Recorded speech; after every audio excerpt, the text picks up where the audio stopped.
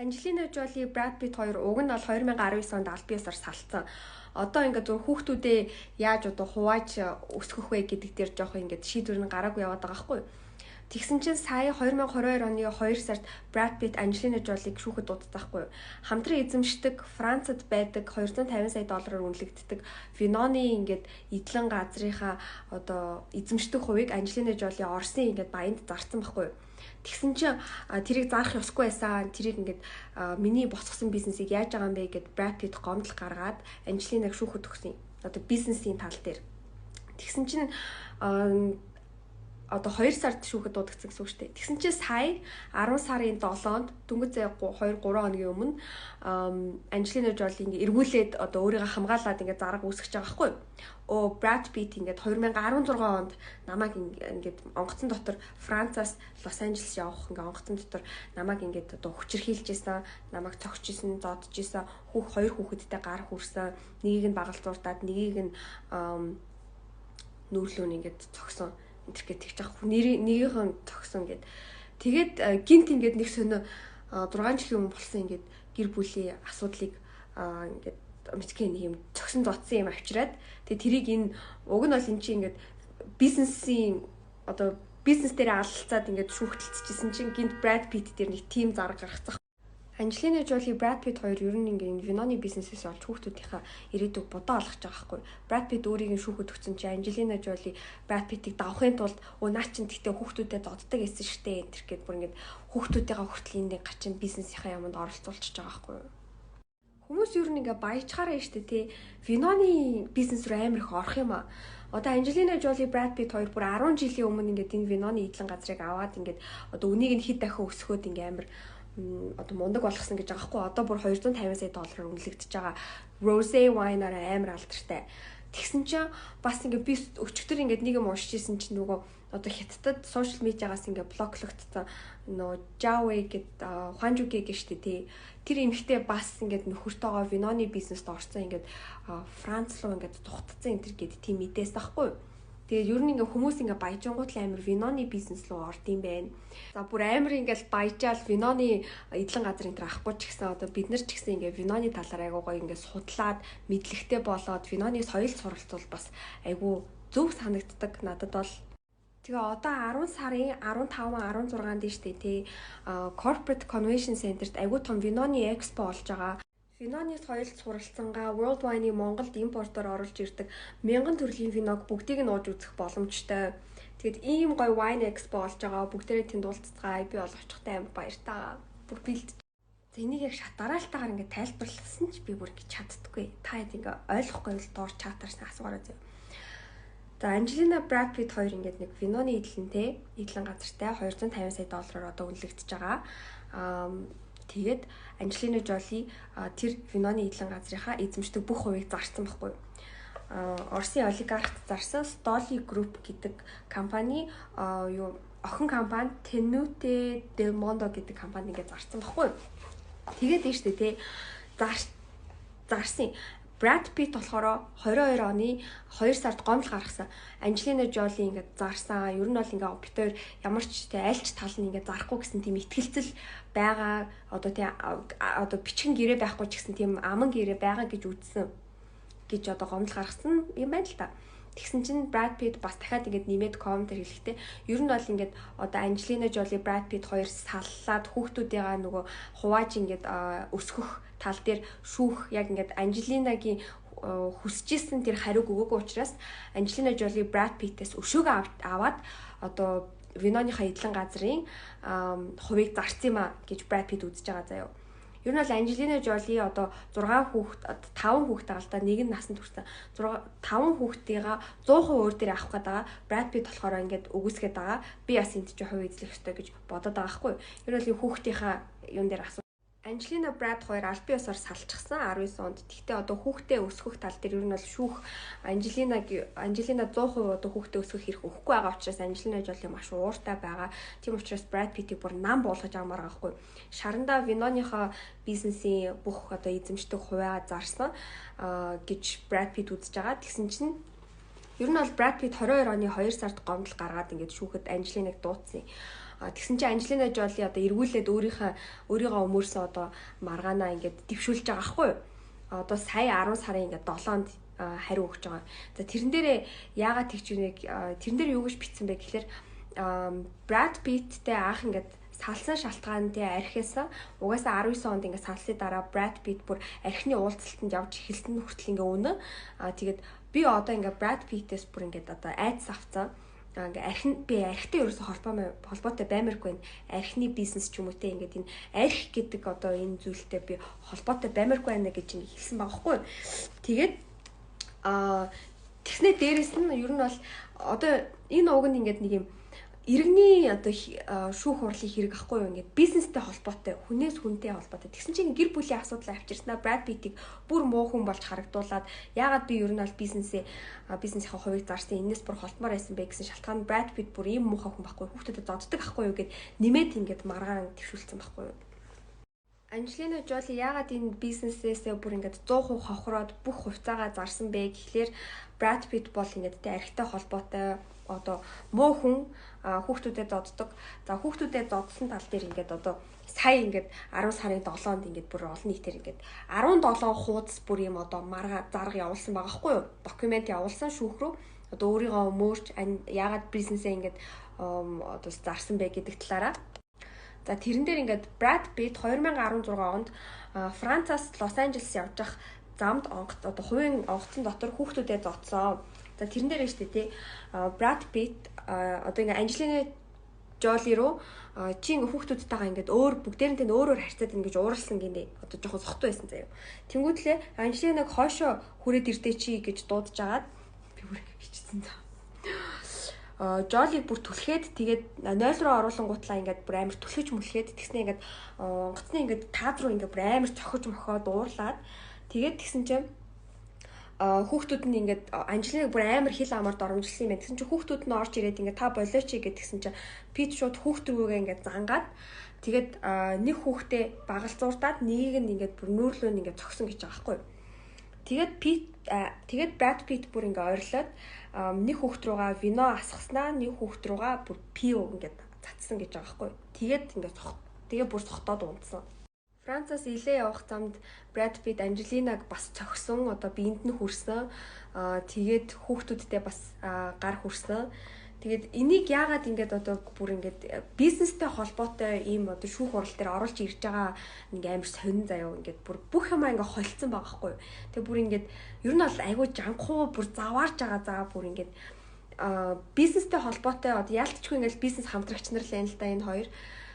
Ийм одоо маргаан дээр ингээ гэр бүлийнхээ асуудлыг оруулж ирээд тэгээ бүр Brad Pitt-ийг бүр хүн зоддог болгоод тэгээ Анжелина Жоли бүр ингээд FBI ийм одоо нөгөө мөрдөгч аваад тэгээд одоо бүр 2016 онд болсон энэ одоо тэгээ хүний биед хүрсэн энэ хэрэг дээр одоо бүр гэмт хэрэг үүсгэх боломжтой юу гэсэн чи тэр хүн ер нь хангалттай нотлохоо байгаа юм шиг байна боломжтой гэж ботсон гинэ. Тим одоо дүгнэлт гаргасан тэнгууд Анжелина Жоли шууд ингээд өөрийнхөө одоо сая шүүхрээ явуулсан цаасан дээр ингээ бүх юма бичиж байгаа байхгүй юу. Тэгээ тэрний ингээ олон нийт тэрийг ингээ задлж байгаа байхгүй юу.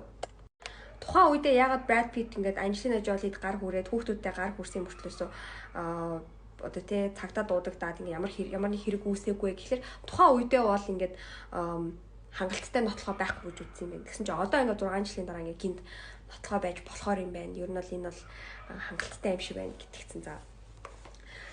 Тэгээд тэр үедээ ингээ арга хэмжээ аваагүй жиж одоо ингээд нэг бизнесийн тэ мөнгөний асуудал гараад ирсэн чинь Brad Pitt-ийг ингэж дарж авах гэж байгаа нэг амар сонирн байгаа байхгүй юу? Анжелина Brad Pitt хоёрын шүүх хурлыг яг Johnny Amber хоёрын шүүх хурл ингээ ярих ямар ч боломжгүй яагаад гэвэл ингээ хаалттай шүүх хурл өөртөө олон нийтэд ямар нэг мэдээлэл өгмөөрэй гэвэл ингээ олон нийтийн харилцааг нь хариуцдаг хүнээрээ л ингээ нэг ганц мэдээ энэ төр ингээ бичүүлдэг өөртөө. Тэгээд шүүх хурлын одоо ингээ деталийг ямар ч ингээ мэдэх боломжгүй байгаа. Тэгээд надад болохоор ингээд энэ бол амар ингээд токсик одоо гэр бүлийн харилцаа байсан юм шиг санагдчихээн. Тэгээд хүүхдүүд нь дундаа ингээд амар хохирж байгаа хаа. Тэгээд дээрэс нь штэ яаж яхад Brad Pitt ингээд сая нэг кино тоглоол ингээд кино продюсерлсэн штэ. Тэр Netflix дээр гарсан Marilyn Monroe-гийн киногч Brad Pitt продюсерлсэн юм билээ штэ. Надад бол ерөөсөө таалагдаагүй жоох сонир санагдсан. Амар их хүлээлт үүсгээл бүр Marilyn Monroe бүр шал өөрөөр харуулна гэл. Бүр яг нөгөө жүжиглсэн тоглосон эмэгтэй бүр яг Marilyn Monroe энэ гэл тэгсэн чинь тэг гэн би бол ингээд киног нь үзээд I didn't understand би ингээд ойлгоогүй урлагийн ингээ хүмүүс бол жоохон ингээ ойлгох л та. Надад бол Brad Pitt-ийн хийсэн өнцгөн жоохон сонирмсан. За тэрнээс гадна бүгдээ тэгээ Winona Expo-ныхаа талаар дараагийн хэлүүд дээр ярилцъя. Ер нь бол манайхаа ингээд соёлтой ингээ ууж юу сурах хэрэгтэй хаа. Би бол ингээл өсвөр насны хүүхдүүд ингээд бас намайг их үзэж байгаа шүү дээ. Ер нь зах замбраагүй тэгж тасарч масарч уухаа боли. Анханасаа ингээ гой соёлтой уугаа сурцсан байвал ингээд ийм гачин одоо өсвөр наснд хийжсэн алдаануудаа гарахгүй байсан баг. Karen-ыг монголоор яг юу гэдэг вэ? Энийг ингээд ер нь бол Karen гэдэг нэрийг Gen Z бүгд ойлгож байгаа заа юу. Гэхдээ ингээ яг ингээ монгол руу орчуулах гэхээр амар ингээ хэцүү байсан бохгүй юу? Тэгсэн ч байж тээ тий. Би ингээ ээжтэйгээ ярилцж байгаад ингээ ойлгосон. Яа. Одоо ингээд нэг юм хаа явсан газар ингээд нэг хэрүүл хийгээл ингээд нэг автобусны кондуктортай ч хэрүүл хийгээл гудамжинд ингээд хажуугаар нь зөрөгтэй шүлсэн аяасан хүнтэй ч хэрүүл хийгээл нэг тим ингээд нэг эмэгтэйчүүд эдэн штэ нэг юм дундаж иргэн насны тим хүмүүсийг одоо Karen гэж нэрлэдэг байхгүй. Тэгсэн чи монголоор штэ зүгээр аманцар авгаа гинэ. Тэгснэ дээр үед нэг Монголын нэг кино байсан юм байшин тэрэн дээр нэг ягаан гажид гэдэг дүр эдэг гинэ. Тэгээд Karen нэг монголоор ягаан гажид гэдэг юм биш үү за. Тэгэхээр Gen Z залуучуудаа ер нь хэлэхэд бол та хэдэд би монгол үгийг нь авчирлаа. Ягаан гажид гэдэг юм биш үү. За. Тэгэхээр Kanye West штэ Gigi Hadid-ийг зүгээр аванцараа авгаач ингээ хэлсэн байгаа байхгүй юу? Kanye West Instagram дээр яагаад сүүлийн хэд хоног солиороод байгаа вэ гэдэг талаар ярилцъя. За сая Paris Fashion Week болсон байгаа. Paris-ийн загварын 7 хоног болсон. Тэрэн дээр Kanye өөрийн Yeezy-ийн Season 9-а танилцуулсан. Тэгээ Balenciaga-гийн шоунд ингээд алхсан баггүй. За тэгээ Balenciaga-гийн шоунд алхсныхаа дараа White Lives Matter гэд подолк ингээ гаргасан Yeezy дээ. Тэгээ тэрийг ингээ өөрөө өмссөн баггүй. Тэгээ өмсөхдөө Candace Owens гэдэг бас юм сэтгүүлч эмэгтэйтэй цуг ингээд хар цагааныг өмссөн ингээд зураг агаа. За тэр зураг бол дэлхийд даяараа сая бүр ингээд амар их одоо хүмүүсийн дургуутслыг хүргэсэн байна. Сүүлийн жилүүдэд ер нь бол ингээд дэлхийд даяараа Black Lives Matter гэд хар хүмүүсийн амьдрал ч гэсэн чухалаа гэсэн амар том тийм хөдөлгөөн явсан. За тэр хөдөлгөөн ер нь бол ингээд юунаас эхэлсэн бэ гэхэлэр аюул олон Америк одоо цагаан арьстай цагтаа нар хар арьстай хүмүүсийг ингээд одоо алаад байна ингээм шалтгаангүйгээр гэсэн тийм юмнаас болоод ингээ арт түмэн нь ингээд Америкийн арт түмэн амар их ингээ асч эхэлсэн баггүй. Тэгээд Black Lives Matter гэдэг хөдөлгөөн бүр дэлхийд даяараа явсан. Бүх одууд Instagram ингээ хар зураг мураг тавиал ингээл хар одоо background тавиал ингээл тэр хөдөлгөөнийг юу нь бол дэмжиж байгаагаа ингээд дэлхийд дахинд ингээ харуулсан байхгүй. Ер нь бол Black Lives Matter гэдэг баг хаштаг тавиагүй бол баг ингээ сонирн байх гэсэн нэг тийм хэсэг үүссэн. Тэгсэн чинь Kanye West энэ Black Lives Matter гэдэг чинь тэр чигтээ scam бүр заллан байсан гэд хэлсэн байхгүй. За Kanye West White Lives Matter гэдэг подолк өмсөн дээр нэг л тайлбар тавьсан.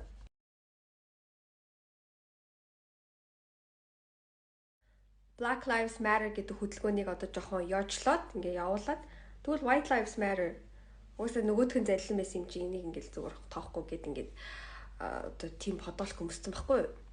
За тэгээд Candace Owens гэд одоо энэ сэтгүүлч эмэгтэй болохоор ер нь бол Black Lives Matter гэдэг хөдөлгөөн яагаад одоо хар хүмүүсийн за хар гэхэр хүмүүс айгүй манайг дургу яриад идэх тий. Өнгөт арьстай хүмүүсийн хүмүүсийг залилсан тийм хөдөлгөөн байсан бэ гэдгийг бүр тайлбарлсан ингээд маш одоо ингээ урт видео байгаа YouTube дээр. Candace Owens ер нь бол ингээ хэлж байгаа байхгүй. Black Lives Matter гэдэг хөдөлгөөн харин ч ингээд хар хүмүүсийг цагаан хүмүүсээс ер нь бол илүү ингээ хагаралтуулж одоо хар хүмүүс ингээ асуудалтай юм шиг ингээ бүр тийм сэтгэлгээнд суулгацсан байхгүй юу. Хар болохоороо л би хар болохоороо л илүү муу үйлчлэг авч байгаа юм байна. Хар болохоороо би илүү доромжлогдож гадуурхагдж байгаа юм байна гэсэн сэтгэлгээг хар хүмүүсийн толгойд илүү суулгацсан байхгүй юу? Энэ одоо хөдөлгөөн нь уг нь бол хар хүмүүсийг дэмжих байсан чинь илүү ингээд хагаралтуулаад илүү ийм өвчтөе сэтгэлгээнд ингээд сургацсан гэх юм уу? Black Lives Matter гэдэг хөдөлгөөний хойно байгаа яг статистикийг үзэх юм бол цагаан хүмүүс Америк одоо хар хүмүүсийг алаад байгаа биш харин хар хүмүүс өөрсдийгөө алаад байгаа гэсэн бүр статистик ингээ үзүүлж байгаа байхгүй юу? Candace Owens, Kanye West хоёр ер нь бол Black Lives Matter гэдэг хөдөлгөөн угаасаа худлаа хэсэг юм а та нар бүгдээрээ тархитуулсан гэд хэлж байгаагаа White Lives Matter гэдгээр харуулж байгаа байхгүй юу. За яагаад ингэж тархитуулсан бэ гэхээр Америкийн нэгдсэн улсад жишээлбэл яг статистикийн дагуу жилд ингээ 9 хүн цагдаагийн гарт ингээ насардаг гэж байгаа байхгүй 9 хүн заяа. Тэгтэл ингээ жилд одоо тий өөр ямар нэг гинт хэрэгээс болоо хэдэн хүн насарж байгаа лээ. Тэгээ тэдний яг хэдэн хувь нь хар арьстай байж болох уу бас ингээ бага тоо байгаа. Тэнгүүд хүмүүс болохоор Black Lives Matter гэчээд бүх цагаан арьстай цагтаа бүх хар арьстай хүмүүсийг ялгуурлан гадуурхаад дээрлэхэд алаад байгаа юм шиг ингээд мэдрэмж өгсөн байхгүй. Тэгээ хар арьстай хүмүүс өөрсдийгаа ер нь бол ингээд бид нар ер нь ямар их ингээд те одоо дээрлэхүүлж ингээд баг ингээд боол хэмжээнд ингээд амьдарч байгаа хിവэрээ юм байна штэ гэд бүр улам ингээд дотроо би биндээ ингээд уурыг насаагаад ингээд хиймэл нэг юм төгшөр үүсгэсэн гэх юм уу. Яг ингээд статистикийн дагуу үзэх юм бол харин ч одоо өнгөт арьстай хүнийгаа илүү ингээ гимтээдэг. Жишээлбэл нь шүү дээ тий. Америкийн нэгдсэн улсад одоо нийт одоо нөгөө нэг аллагын 40%-ыг нь хар арьстай хүмүүс эзэлж байгаа гэж байгаа байхгүй. Тэгсэн чинь жишээлбэл ингээ аллах хийж байгаа яг хар арьстай хүмүүсийн нь Америкийн нэгдсэн улсад нэг 7% байгаа гэх юм уу. Тэр 7% нь нийт аллагын 40% хийж ингээ оддоо. Тэгэхээр бүр ингээд өнгөт арьстай хүмүүс нь өөрсдөө хэрвээ би Америкийн нэгдсэн улсад амьдарч байгаа ингээ өнгөт арьстай хүн байх юм бол одоо яг хар арьстай хүн байх юм бол миний буудуулах шанс нь шүү дээ тий. Зүгээр нэг жирийн хүнийхээс 4 дахин илүү заяа. Тэгээ хамгийн гол нь ингээд цагаан хүн ингээ хар арьстай хүмүүсийг буудаж байгаа биш. Хар арьстай хүмүүс нь бинийгаа буудаад байгаа байхгүй юу. Тэгээд тэгэнгүүт ингээд энэ дээр Black Lives Matter гэд уг нь бол ингээд биенээсээ өөртөө хамгаалах ёстой байтал цагаан хүмүүс бид нарыг айлгаад байна гэд тийм буруу пропаганда ингээ явцсан байна л да. Ер нь бол тэгээ одоо энэ Candace Owens ингээ хэлж ин л та Америк хар арьстай хүмүүс бүр өөртөө бүр хамгийн ингээд бүр айлгаж сүрдүүлж байгаа. Ер нь бол ингээ өөртөө хамгийн их ингээд одоо энэ ядалж байгаа одоо үндэстэн гэдгийг мэддэггүй мүү гэдэг нэ. Matter too. You know what else doesn't matter? Doesn't matter at all. The education statistics. Don't even. Ер нь бол ингээ Америкт болж байгаа энэ айгүй их том ингээ одоо хар хүмүүст болж байгаа асуудлууд ерөөсөө чухал биш. Тэгтээ Black Lives Matter гэдэг нь чухал. Яг үнэхээр Калифорни мужид байгаа одоо нийт ингээ 10 жилийн хүүхдүүд дийн 74% нь зүгээр энгийн одоо нөгөө ерөнхий боловсролын шалгалтандаа тэнцэж чадахгүй байна. Ер нь бол ингээ өнгөт арьснуудад болж байгаа асуудал ерөөсөө чухал биш. Харин цагаан хүмүүс бид нарыг яаж одоо ялгуурлан харьцаж байгаа л илүү ингээд чухал болчиход байгаа юм байна л. Kanye West White Lives Matter гэдэг подолк өмсөж байгаад хүмүүсийн ер нь бол paradigm shifting хийх гэсэн байгаа хгүй. Яг ингээд харах үнцгийг ингээ өөрчлөх гэжсэн. Black Lives Matter гэдэг чинь яг үндэ бол White Lives Matter гэж өмсөж байгаа подолкт яг адилхан наа чи хуурамч үг ахгүй да. Наа чи ингээ хүмүүсийн тархийг угаацсан байна гэж одоо хэлчихсэн юм байл та. Тэгсэн чинь бүх хүмүүс буруу ойлгоод White Lives Matter гэж одоо подолконд бичингүүтлээ энэ биднийг цагаан хүмүүсийг шүтэж амьдрах гэж одоо нөгөө тархи угаах гэж ойлгоод тэгээд одоо хүмүүсийн итгэж амьдарч исэн тэр Black Lives Matter хөдөлгөөнийг үгүйсгэнгүүтлээ White Lives Matter гэдэг ингэсэн. Тэгээд ер нь хүмүүсийг ямар муухай ингээд төр хөтөлд оруулаад хүмүүсийн одоо баримталж исэн үйл бодлыг ингээд бүр үгүйсгээд ингээд айгүй муухай бүдүүлэг харгас байлаар заваа ингээд хандлага үзүүллээ гэж айгүй олон хүмүүс ингээд шүмжилсэн юм байл да. Тэрний дунд нь штэ Vogue сэтгүүлийн эдитор эмэгтэй байсан. Тэгээ Kanye ингээд тэр Vogue-ийн эдиторт ингээд хариу барьсан чи Gigi Hadid шууд ингээд Vogue-ийн эдиторыг өмөрсөн баггүй тэгснэ чи бүр энэ эмэгтэй бүр ингээд сэтгэхүй хаанч хүрэхгүй заяа чи бол одоо нэгдүгээр дээрлэхэгч бүли тэгээ хоёрт бол чи бол бүр зүр жоок шүү заяа гэж хэлцэхгүй тэгсэн чинь Kanye шууд энэ хоёрт хариу бариад Kanye West зүгээр нэг подолкын дээр White Lives Matter гэд бичээд өмссөн чинь одоо бүр бүли олчлоо штэ. Тэгэнгүүтээ өөрийгөө өмөрч байгаа хгүй. Gigi одоо ингээд намайг бүли гэж юм л та. Тэгтээ миний одоо те 4 настай охины төрсө төрт би очиж чадахгүй бүр ингээд одоо би охиныхоо төрсө төрт очмоор байна гэж гуйж яхад ингээд хинч надад туслаагүй. Бүгд те ингээд одоо өнгөт арьстай аав хүүхдийнхаа төрсө төртөөр очиж чадахгүй хахад хинч миний төлөө ингээ хөдлөөгүй ээжиж одоо барагтай дэлхийд даяараа ингээ энэ бүх одоо инфлюенсер энэ бүх одоо одууд бүгдээрээ нийлж намайг та нарт дээрлэхчээд надад нэгж туслаагүй ээжиж намайг бүли гэж байгаа юм уу? Яг бүли гэх юм бол те харин Кардашины гэр бүл харин баг ингээд те бүли юм шүү. Та нар намайг хамгаалаагүй үсттэй. та одоо над руу бүр ингээ бараг дайрч исэн биз дээ гэ Кани ингээ ууралж байгаа хгүй. Намайг бүли биш би харин тэр бүлийн чинь хохирогч байна гэж байгаа хгүй. Тэгээ шууд ингээд чатан дээрээ ингээд тэгвэл Кардашианыхан миний охиныг надаас нууж яхад та нар хаа нээсэн энэ гэж үгээд тэгээ нэг миний өмсөн ганц подолкоос олоод уурлаад байгаа хүмүүсийг би бол ингээ гайхаж гин гэж тэгж байгаа хгүй. Тэгсэн чи яг энэ зурган доор нь ингээд Khloe Kardashian орж ирээд чи ингээ юм болгон дээр Kardashian, Kim Kardashian миний ингээд ихчийг ингээ оруулж ирэхэ бойлтөх үү? Чи энэ хувийн асуудлаа хувьдаа шийддэх үү? Чи тэр төрсөн өдөр дээр очсон байсан штэ. Яагаад одоо энийг дахиад яриад байгаа юм бэ гэд ингээ комментор Kanye-гийн постноор бичсэн байхгүй юу? Kanye-гийн чатанд Khloe ингээ хариулж байгаа байхгүй юу? Одоо би чамд хайртай тэгтэй штэ тий одоо сошиал медиа дээр дахиад энэ гэр бүлийн асуудлыг ингээ гаргаж ирэхэ болёо. Kimberly чамаас хүүхдүүдээ хизээч нуудаггүй. Чи ингээ хүүхдүүдийн амьдралд оролцоотой байдаг. Аль хэдийнэ чи тэр нөгөө Шикагогийн 4 насны төрсөн өдрийг угаасаа очихгүй гэж хэлжсэн. Төгсгөлд нь чи очихоор болсон. Тэгээд бид нар чамд локейшнаа шеэрлсэн. Тэгээд чи очсон штэ. Нөхцөл байдал тийм л байсан. Тэгсэн чи энийг ингээд нөгөө Kanye West-ийн үед нөгөө онлайнаар залбираал ингээл нэг тийм видеог би ингээ орчуулсан штэ тий тэр үеихгүй. Тэг ингээ охиных чинь төрсөн өдрийн хүүхдүүдээс чинь чамаа ингээ хол байлгахыг ерөөсөө ингээд бид нэр хийж байгаагүй. Чи л ингээ сошиал медиа дээр ийм юм ярьж ийм одоо түүхийг ингээд худлаач юм шиг ингээ түүхийг ингээ бүтээгээд байна. Тэг Khloe ингээ гуйж байгаа хгүй. Чи ингээ нэг нэвтрүүлэг дээр ингээ хэлсэн байсан. Kim Kardashian бол хүүхдүүдийн чи ээж. Тэгээд одоо бүх хариуцлагыг Kim үүрж байгаа. Одоо хүүхэд өсгөх ер нь бол үйл ажиллагааны 80% Kim хийж байгаа учраас Kim маш тайван байх хэрэгтэй гэж чи өөрөө ингээ хэлсэн. Тэгээд тэрийг ингээд бид нар хүсэж байна. Чи Kim-ийг ингээд те амар тайван ингээд хайрын дунд байлгалдаа битгий Kim-ийг дахиж ийм асуудалтай ингээ оруулалт ийм асуудлуудаа ингээд бүгдээрээ хувийн чатаар ч юм уу те хувьтай ингээ уулзаад ярилцъя л та гэж байгаа байхгүй гойж байгаа. За Kanye West ингээл баахан л ингээл стори хийгээл баах ингээл хариу өгөөл байгаа хгүй. Тэгсэн тэр дундаа ингэж байгаа хгүй. За миний ингээд энэ подолк өмснөөс гадна сүүлийн 1 сарын хугацаанд Paris Fashion Week болсон шүү манайхаа нэрэ мартваа. Маш олон ингээд тэ үнэтэй хувцсууд зарагдсан. Брэндүүд ингээ оролцсон. Тэгээ Fashion Week болсон шүү. Тэрийг бити мартаарай гэдэг жбайгаа хгүй. Бүх анхаарал ингээ Kanye-гийн нэг ганц өмсөн подолкын дээр очсон заяа.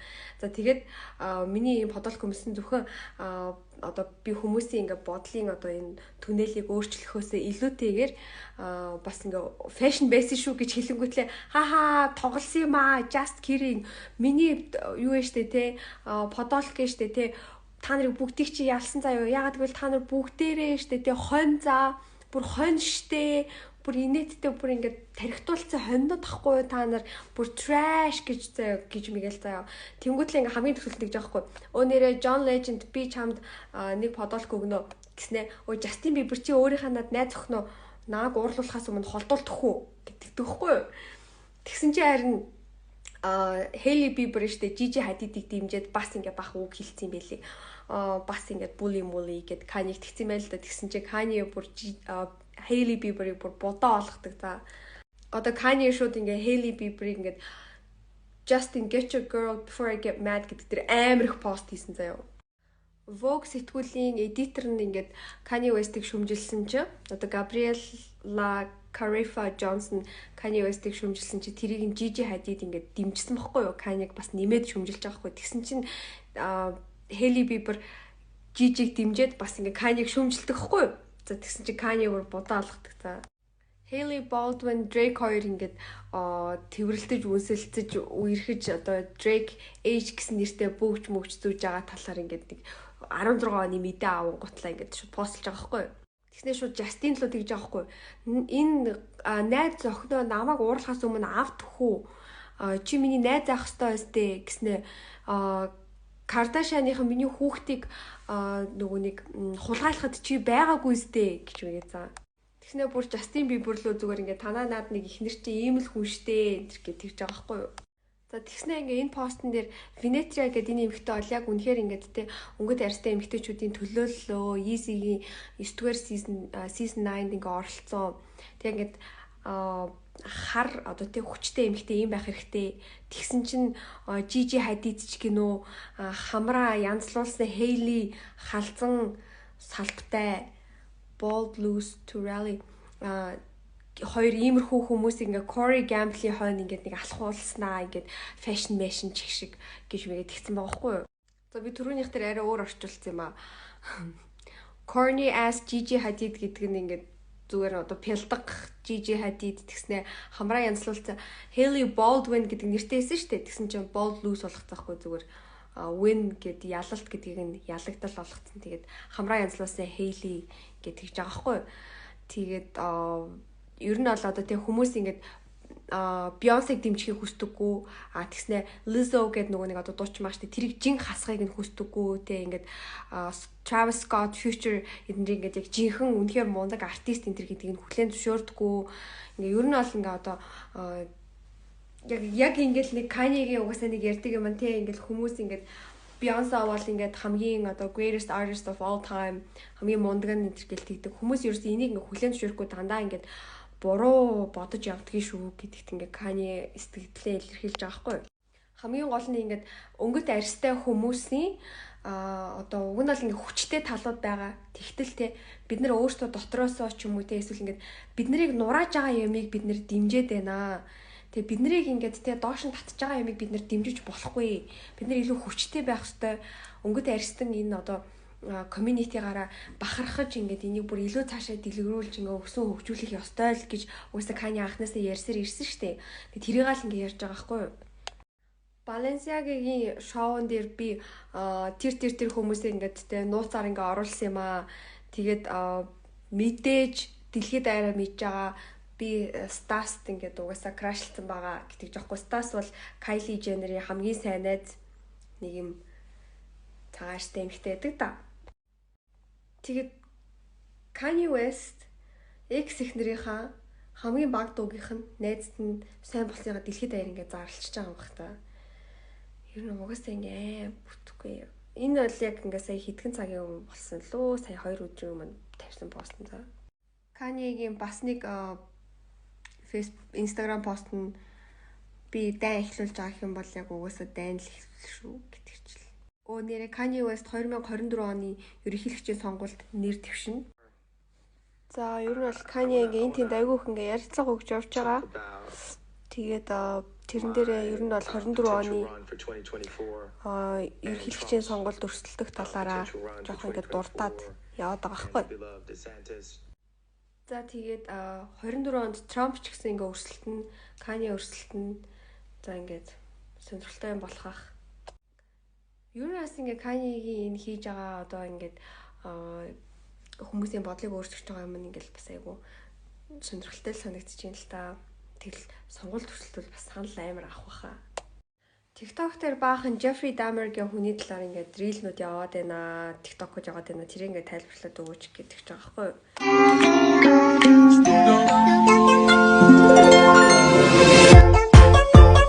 Can I please just take За энэ залуугийн талаар ер нь бол айгүй олон crime сайтууд тэгээд айгүй олон бас ингээд видео хийдэг хүмүүс ингээд ярьсан байлээ. Ер нь бол ингээд 15 хүний аминд хүрсэн. Цуврал алуурч байгаа. Тэгээд алсан хүмүүсийнхаа ингээд гачгагч юм хийдэгсэн. За тэрийн нэг дуртаж явах уу. Тэгээд энэ хүн зүгээр нь штэ яг ингээд хуулийн өнцгөөс ингээд харахад ер нь бол 15 хүний аминд хүрсэн ингээд батлагдсан учраас яг first degree murder бүр ингээд шууд яг зоригтойгоор бүр ингээд яг санаатаагаар алсан баггүй. Тийм болохоор шууд 936 жилийн ял хамгийн багтаа авсан. Тэнгүүтлээ яг шүүх урал нь бол ингээ 2 дахь 7 хоног үргэлжилсэн байгаа байхгүй. 17 хүний ингээд аминд ер нь бол ингээд одоо хохирол учруулсан мөртлөөс яг 15 хүнийг бол санаатаагаар алсан гэж ингээ үзэж байгаа юм л да. Нөгөө хоёр нь бол ингээ жоохон accident юу гэвэл осол байх боломжтой байсан юм шиг байгаа. Тэгээд 1978 оноос 1991 оны хооронд ингээд хүмүүсийг алсан байгаа хгүй юу. Өөрөө ер нь бол нөгөө ижил хөөстөө тэгээд хүмүүсийг ингээд нөгөө хар тамхиар ингээд хордуулаад хүчндээд тэгээд алаад биенийх нь ингээд мөчтөж хуглаад за заримдаа ингээд тэр хүмүүсийнхаа ингээд алсан хүмүүсийнхаа махыг нийдээд зүрхийг нийдээд зүрхийг нийдэжсэн шалтгаан нь зүрхтэйгээ илүү ойрхон байлгамаар байсан. Гавлын ясыг нь хадгалдаг байсан энэ гэдэг ч байгаа байхгүй. Гэхдээ энэ дээр ингээд necrophilia гэдэг тийм одоо гинт хэрэгээсэн. Тэр нь юу вэ гэхлээр нас орсон хүнтэй бэлгийн харилцаанд орох. Амтан ч ээж болно заяа. Тэгээд ямар нэг юм одоо өгцөн ингээд амьгүй зүйлд ингээд харангуут ингээд бэлгийн дур хүсэл ингээд төрөх за. Тэгээд тийм өвчтэй одоо тийм гэмт хэрэг хийж исэн юм билээ. За тэгээд яг ингээд шүүх явж явах шүүх хурлын явцад бол ингээд одоо Джефригийн өмгөөлөгч нар болохоор Джефриг ер нь бол бүр ингээд мэдрэлийн сэтгцийн өвчтэй юм аа.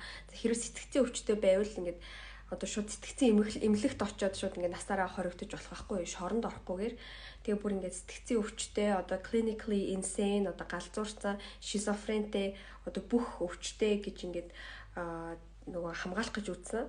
Энэ necrophilia гэдэг нь бас юм сэтгцийн өвчинд орох юм байлээ. Одоо нас арсан ямар нэг юм биеттэй харилцаанд орох нь.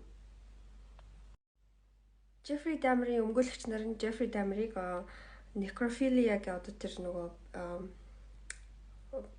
одоо нас арсан биед сэргэлэн хөдөлдөг тийм одоо сэтгцийн өвчтэй borderline personality disorder нөгөө нэг Amber Heard-д байсан сэтгцийн өвчөө schizotypal personality disorder за тэгснээ ийм одоо зан авирын ингээ өвчнөд тэгснээ архины хамааралтай тэгээ psychotic disorderтэй гэдэг ингээд одоо онцлоод айгүй олон сэтгэл түвшний авчирч байгаад ингээд онцлоод тэгээд нөгөө хэргийг нь багасгаад сэтгцийн өвчтэй гэдгээр ингээд шоронд оруулахгүй байх гэж үзсэн. Даанч одоо нөгөө нэг юуны прокурорд нь болохоор үгүй наа чи сэтгцэн ирүүлээ гэд тэгээд ингээд одоо юу хэрэгээ ингээ үүсгэсэн байгаа хгүй. Тэгсэн чинь 2-7 хоногийн дараа шууд ингээ шийдвэр гарсан чинь Джеффри Дамер ямар ч сэтгцийн өвчнгүй ив ирвэл бүр completely sane заяа. Completely sane гэдэг нь бүр ямар ч одоо ингээ өвчнгүй за яах ингээ жоох ингээ зан төлөвийн ингээ өвчнүүд ээж олон. Гэхдээ аллахуудаа хийж явахдаа энэ амар гэмт хэрэг үйлдэж явахдаа ив ирвэл ухаантай байсан бүр юу хийж байгаа мэдчихсэн бүр ингээ зоригтойгоор бүр ингээ туртай дурлаж ингээ хоббигоо хийж байгаа юм шиг ингээ хийсэн нь батлагцсан. За гинт амар сони юм ярьсан sorry. Гэхдээ энэ зүгээр юу кино Netflix-ээр амар од болоод байгаа хгүй. Тэгээд TikTok дээр бүр амар олон хүмүүсийн TikTok дээр гарч ирээд байгаа болохоор ингээ бахан хүмүүс ингээ асуусан байл л да. Ер нь бол зүгээр ингээд одоо Америкийн түүхэнд болж исэн том хэрэгүүдийн одоо нэг юм да. Тэрний одоо хамгийн миний энэ хаяг дээр ярьжсэн хамгийн том нь одоо Johnny Depp-ийн хэрэг байна. За O.J. Simpson-ийн хэрэг байна.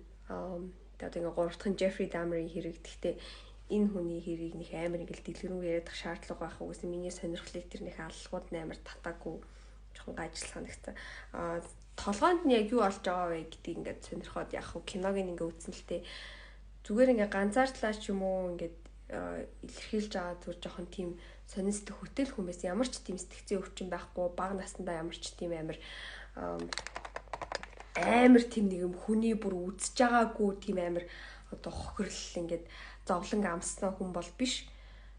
Зүгээр л ингээд нэг цаанасаа л нэг сонио тийм хүн юм шиг. Тэг хамгийн сүүлдээ нөгөө яг өөрийнхөө нөгөө юг ялыг сонсчод би бол ингээ өөрийгөө өөхөх хэрэгтэй гэж бодож байна. Би өөртөө бол тэг өөхлөөс өөр юу ч хүсэхгүй байна.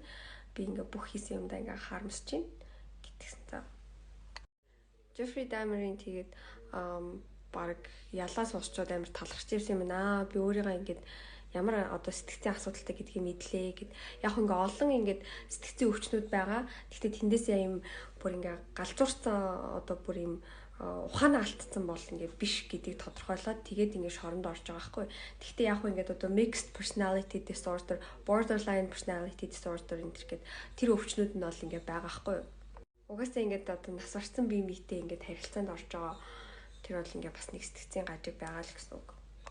Jeffrey Dahmer тэгээ цагдаа нарт ингээд баригдангуудлаа бүх юма бууж өгөөд ингээд биеийг нь олж илрүүлэхэж гисэн ингээд тусалж муслаад ингээд амар ингээд corporate хийж хамтарч ажилласан.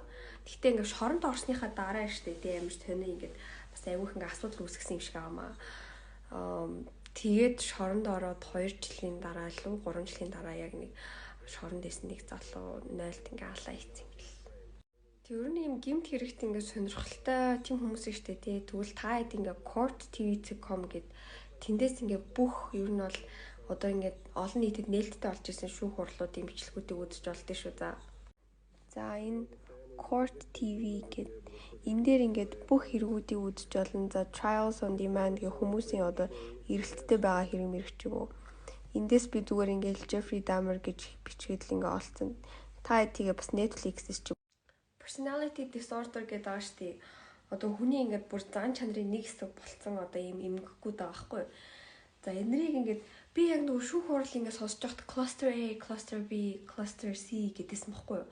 Тэгсэн чинь энэ дээр ингээд бэд юм биш үү Википедиа дээр. За ингээд сэтгцийн өвчнүүдийг ингээд нэг 1-р бүлэг, 2-р бүлэг, 3-р бүлэг ингээд хуваад юм байна. Cluster A гэдэг энэ болохоор одоо яг А хэсэгт ингээд байдаг одоо энэ өвчнүүд нь бол paranoid, schizoid, schizotypal гэнэ. Одоо ингэ сандралтай. Энэ нь болохоор odd гэдэг нэг юм сонин. Одоо нэг юм хачин тим төрлийн ингээд одоо ингээд төлөв харуулдаг өвчнүүд юм байл та. Cluster B хэсэгт болохоор одоо энэ antisocial нийгмээс жоох ингээд тусгаарлагдсан юм шиг. За borderline personality чинь ингээд хүнээс хол ээж чаддггүй те. Эсвэл ингээд нэг юм хоёр талтай. Histrionic гэдэг одоо нөгөө бүх анхаарлыг өөртөө авахыг хүсдэг narcissistic гэдэг нь чинь cluster B буюу одоо B хэсэгт dramatic төрлийн одоо зан чанарын эмгэгт орд юм байл та. За C нь болохоор штэ anxious буюу ингээд сандралтай. Юмд одоо obsessive compulsive disorder гэдэг чинь нөгөө юмд амар ингээд OCD юмыг амар цэцтэй байлгах гэдэг чинь anxious гэдэг хэсэгт орд юм шүү. За ингээд энэ дээр нэмээд өнөөдөр миний бас нэг өөр ингээд хуцаа авах чахтаа судалсан юм. Би ер нь аль ингээд хуцаа авах чахтаа зүр хичээл мичээл ч юм уу энэ тэнд явж байхдаа хуцаа авах чахтаа судалж байгаа юмудаа ингээд яриад ивэл зүгээр юм байна дөө. Би ингээ өнөө өглөө босоод иштэй те Филиппиний ерөнхийлөгчийн талаар ингээд баахан мэдээ үзлээ. За Филиппиний штэ те шинэ ерөнхийлөгчд болсон байгаа байхгүй. Тэгээ Бомбон гэдэг нэртэй. Тэгээд Бомбоны аав нь болохоор өмнө нь бүр ингээд 1986 онд улсаасаа ингээ хөөгдөжсэн амир тийм одоо дарангуйлагчсэн баггүй. Тэгсэн чинь ингээ хүүн хурцрээд ерөнхийлөгч болж сонгогдоод одоо ингээд гараад ирлээ. За Бомбоны өмнө болохоор нь штэ те би одоо нэрийг нь хэлж чадахгүй. Тэч та энэ өмнөх ерөнхийлөгч нь штэ те. Яа энэ. За ер нь бол ингээ бас дарангуулагч ингээ өмнөх ерөнхийлөгч нь Rodrigo Duterte гэдэг хүн байсан баггүй юу. Тэгээ энэ хүн ингээ хараал хэлтгэр амар алдартай юм байна заяа. Филиппин болохоор ингээ 80% ингээ католик шашинтай улс ахгүй юу. Тэгсэн чинь ингээ Пап ламыг зүгээр son of a bitch мэж гэсэн. Одоо Пап ламд зориулж байгаа хгүй юу. Son of a horse чи зүгээр зайл. Обама зориулж чи зүгээр там руугаа тонил гэж хэлсэн байгаа юм. Тэгснэ Америкийн ерөнхийлөгч бид нартэй зүгээр fuck хийх гээд байгаа хгүй юу. Бараг чадахгүй шүү гэж. Брэм энэ Duterte гээд Филиппиний ерөнхийлөгч нь гарснаас хойш ингээд түүний доор ингээ 30,000 хүн ингээд насварсан байгаа хгүй юу. Аллуулсан заяа. Ер нь бол ингээд хар тамхитай холбоотой тийм хэрэгтэй ингээд энэ ерөнхийлөгч ингээ холбоотой гэж одоо сэжиглсэн хүн болго ингээ асуудалд ордог юм шиг байгаа. За тэгснэ ингээд нэг сэтгүүлчсэн чи тэр эмэгтэй ингээ 5 жил сүүлийн 5 жил шорон сууж байгаа хгүй юу. Энэ Duterte-гийн ерөнхийлөгчийг ер нь бол одоо ирэх барьж эхэлснээс хойш 19 сэтгүүлч бүр ингээ алуулсан байхгүй. Ер нь бол та хэд ингээ сэтгүүл зүй салбарт ормоор байвал Филиппин улс руу хизэж битгий яваарай. Сэтгүүлчдэд хамгийн халтай хамгийн ер нь бол хортой орно. 2016 оны 5 сарын 31-нд Rodrigo Duterte гэдэг ерөнхийлөгч нь ингээд мэдээлэл хийсэн байгаа байхгүй. Хэрвээ чи одоо тэнэг одоо гэмэ ч юм уу те тийм юм мөртлөөсөө сэтгүүлч хүн байх юм бол чи ингээд те алуулахаас зайлсхийх гэж байхгүй шүү. Чи сэтгүүлч байлаа гэд те алуулахгүй байна гэж байхгүй гэж байгаа байхгүй. Филиппин улс 100 гаруй сая хүн амтай. Тэгээд сонгуульдаа нэг 80% ингээ оролцдог гэж байгаа байхгүй. Тэгээд саяхан ингээ сонгуул нь олсон. Тэгсэн чинь штэ те энэ одоо миний яриад байгаа чинь өмнөх экс ерөнхийлөгч штэ. Энэ ерөнхийлөгч нь охин нь бас ингээд сонгуульд өрсөлдөж байгаа байхгүй. Ягаад гэвэл бас дид ерөнхийлөгч байгаа ингээ сонгодог. За энэ бол ингээд Родриго Дютертэгийн төрсөн охин нь. Энэ хүн биш те бүр ингээд өөрийнхөө одоо нэг хотын даргаыг ингээд зодж байгаа байхгүй юу энэ эмэгтэй.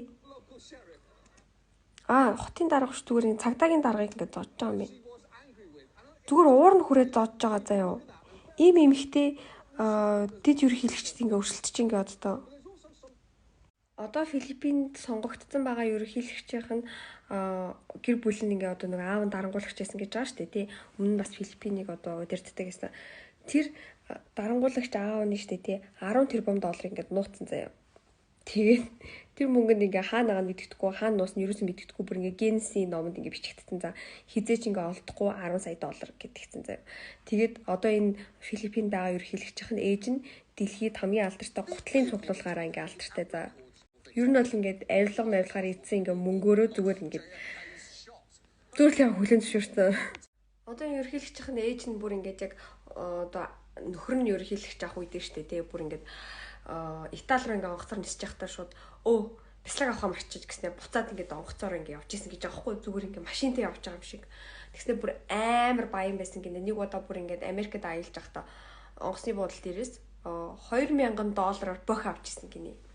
Бүр ингээ тийм амар хаш цадалчлаа баян болцсон байсан юм байна л да. Тэгээ тийм хүний хүүхдийг дахиад ерөнхийлөгч Филиппин улс 1989 онд Америкийн нэгдсэн улсад колоничлогдоод тэгээд 1946 онд ингээд суллагдсан юм байна л да. Америк Филиппин хоёрын дайн болоод тэгээд ер нь бол Филиппин ингээд Фердинанд Маркос гэдэг хүнийг ингээд 1965 онд ингээд сонгоод тэр хүн ингээд улсыг ингээд дарангуйлаад Martial Law гэдэг хууль гаргаж ирээд тэр хуулийнхаа доор 14 жил ингээд хүмүүсийг амар ядуу тарчиг байдалд ингээд байлгаад алж малаад тэгээд улсаасаа хөөгдөөд тэгээд одоо энэ Родриго Дутерте гэдэг хүн гарч ирээд бас дахиад ингээд улсаагаа ингээд гачин байдалд оруулаад тэгээ одоо саяны ингээд сонгуулаар нь тэр анхных нь дарангуулагч Фердинанд Маркосийнх нь хүүн гарч ирж байхгүй Бомбон Маркос гэдэг нь гарч ирж байгаа байхгүй.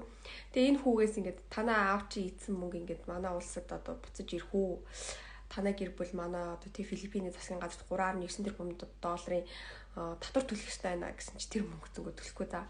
Надад тэр мөнгө байхгүй шүү дээ гэд ингээд одоо сонгуулийнхаа үйл ажиллагаа дундуур тэгж хэлсэн заяа. Тэгээ яагаад ингээд өрсөлдөх болсон шалтгаан нь шүү дээ. Эхнэртэйгээ ингээд эхнэрээс нь ингээд ярилцаа авсан чинь эхнэр нь ингээд бомбом битэр нэг өдөр ингээд кино үзэж агаад Ant-Man гэх кино үзэж агаад тэгээд надад ингээд бомбо хийлсэн. За би ерөөс хийлээ. Гэс чи юу хийж байгаа гэж би ерхийлэгч дүрслэлээ гэсэн гэтгэж аахгүй. Тэгээ би бол жирийн иргэн. Би бол тийм одоо дарангуулагчийн хүүхэд биш. Би жирийн иргэний хувьд өрсөлдөж байгаа.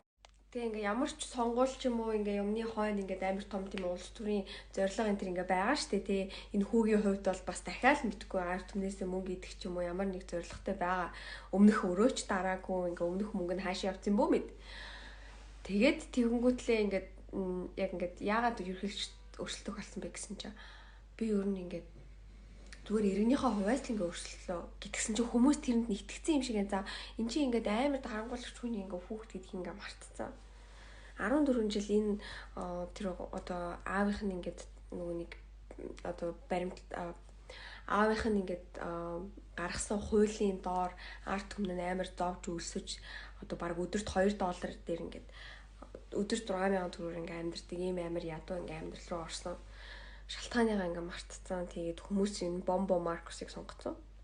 Филиппин улсын талаар би сайн мэдэхгүй байна л да явж үзэг болохоор тэгтээ ингээд ер нь бол маш ингээ ядуу буурай хүмүүс амар их байдаг орн шүү дээ. Амар их юм. Нэр ядуу буурай гэж хэлж болохгүй л яана. Юу гэж хэлэх ёстой лээ. Нөгөө нэг үгийг бол хэлж болохгүй. Sorry ямар ч лээсээ Филиппин улс бол ингээд тэ хөгжиж байгаа ч юм уу хөгжсөн орн ингээ одоо хөгжиж буй орн хөгжсөн орн бол биш ээ. Энэ зүгээр л миний сонирхлыг татсан юм аа нөгөл.